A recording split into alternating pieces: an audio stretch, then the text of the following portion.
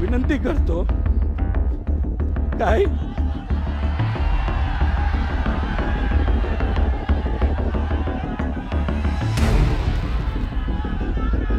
हे आमच्या एका पट्ट्यांनी डोळ्यातनं पाणी काढून दाखवलं, मग मी पण दाखवतो, हे मला मतदान करा.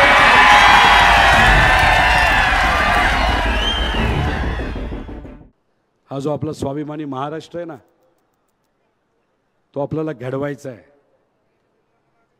आणि तो घडवत असताना नाही तर घडवण्यासाठी आपल्याला नवीन पिढी तयार करायची, नवीन पिढीला ताकद द्यायची आहे.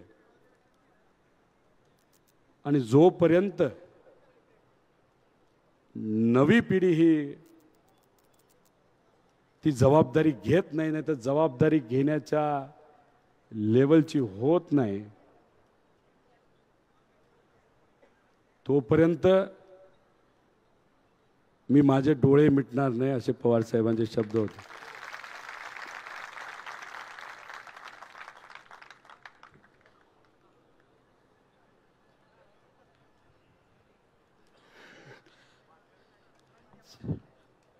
साहेब, मी तुम्हाला विनंती करतो काय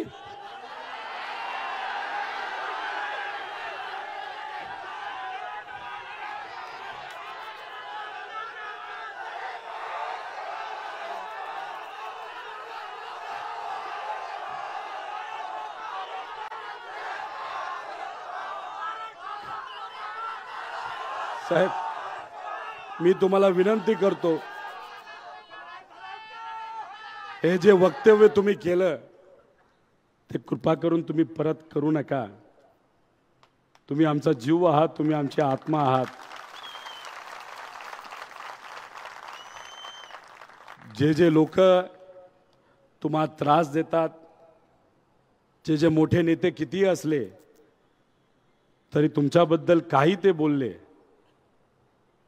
तरी ही सामान्य जनता आणि आमच्यासारखे छोटे मोठे कार्यकर्ते आणि पवार अख्खं कुटुंब तुमच्या बरोबर आहे. हे आमच्या एका पट्ट्यांनी डोळ्यातनं पाणी काढून दाखवलं, मग मी पण दाखवतो, हे मला मतदान करा.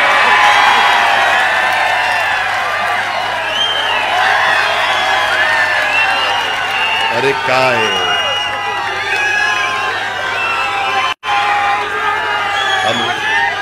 हो का,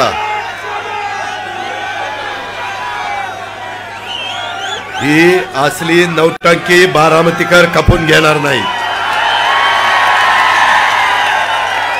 तुम्ही काम दाखवा, तुमचं खणखणीत नाणं दाखवा, ठीक आहे. हे झालं रडीचा डाव, हे असलं नाही चालत. मी माझ्या कार्यकर्त्यांना सांगत होतो काय,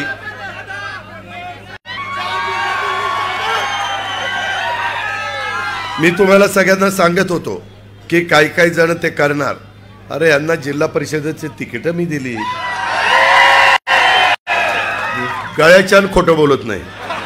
साहेबांनी सांगितलं अजिबात देऊ नको, मी साहेबाचं ऐकलं नाही, त्याला तिकीट दिलं.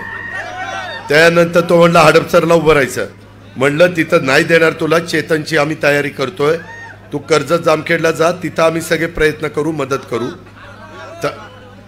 थांब रे.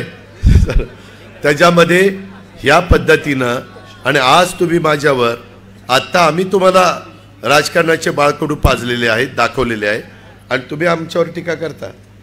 अरे तुझ्यापेक्षा कितीतरी जास्त उन्हाळी पावसाळी मी बघितलेले आहेत.